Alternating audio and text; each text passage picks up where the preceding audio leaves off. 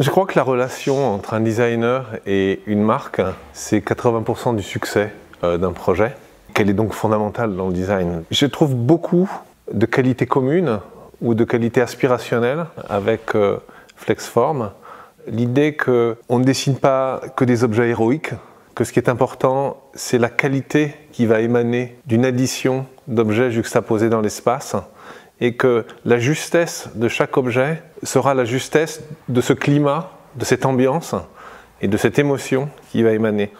Ce que je vois de commun, ce qui est sûr, c'est ce désir d'élégance. Je suis un peu vieille France, vieux jeu, la beauté pour moi est quelque chose qui compte, mais en même temps de la discrétion. Je ne crois pas qu'il soit vivable dans un environnement qui est plein d'objets qui vont trop parler, qui vont parler trop fort, qui vont être trop bavards.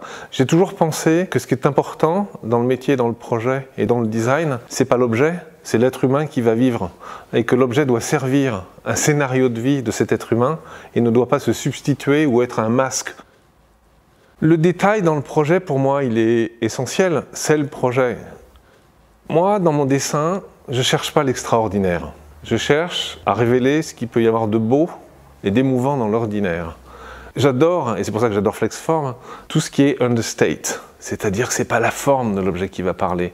C'est d'un seul coup un objet, j'aime quand on passe à côté, on ne le voit pas, puis on se dit d'un seul coup, wow, wow, et puis on s'aperçoit que d'un seul coup, il y a un monde incroyable de savoir-faire. Moi, c'est ça qui m'intéresse dans le design. C'est comme si un romancier, ce qui est intéressant dans un roman, c'est l'histoire, c'est pas la somme des mots, c'est aussi le rythme, c'est aussi la narration.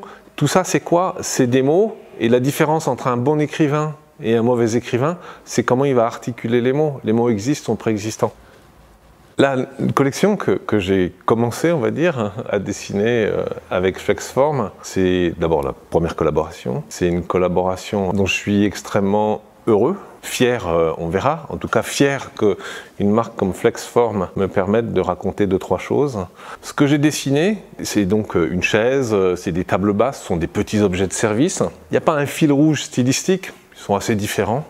Ce qu'il y a de commun, c'est cette volonté de ne pas être des acteurs de premier plan, mais d'être des bons acteurs de deuxième rôle, qui font les bons films en général.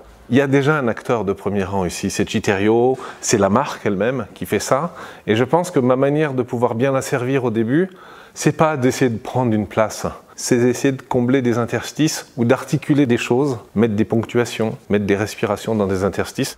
Voilà le fil rouge de ma collection sur des objets qui sont très très simples, très très humbles et qui ont surtout comme prétexte d'être tellement simples qu'ils sont des mises en valeur, des mises en scène de la maestria de Flexform qui est capable de faire des choses extraordinaires. Et je dois dire que pour un designer, et un designer âgé comme je le suis, avoir la possibilité dans une carrière de se dire je vais dessiner des choses qui sont tellement rien qu'elles vont devenir admirables, je trouve ça fantastique et formidable.